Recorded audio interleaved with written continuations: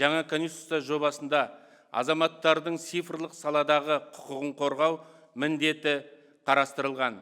Бүгінгі күн талабы екені даусыз. Атап айтқанда, азаматтардың өзара хабар алмасу қауіпсіздігі, электронды коммуникация, дербес деректердің қорғалуы сынды мәселелерді қамтылуы, жеке өмір құпиясының кепілдігін нығайтып, цифрлық сервистерге деген сенімді күшейтеді.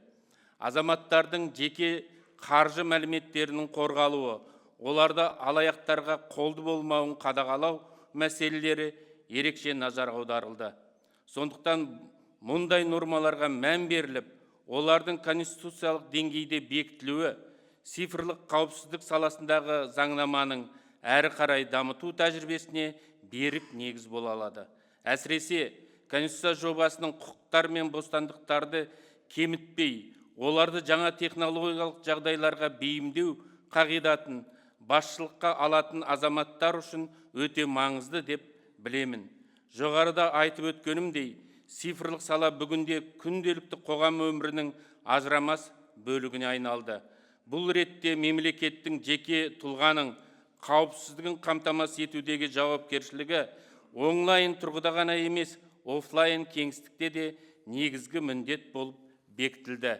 Әсіресе жаңа конституцияның балалар мен жастар үшін қауіпсіз цифрлық технология ұғымына құқықтық негіз қалыптастыратыны ерекше маңызды деп санаймын. Бұл ретте ұсынылып отырылған өзгерістер қарапайым азаматтар үшін нақты мәселелерден көрініс табады. Атап айтқанда, жеке және қаржылық ақпараттың қорғалуы, цифрлық сервистер қызметі құқықтық бақылау алаңында жұмыс істейтініне деген сенім.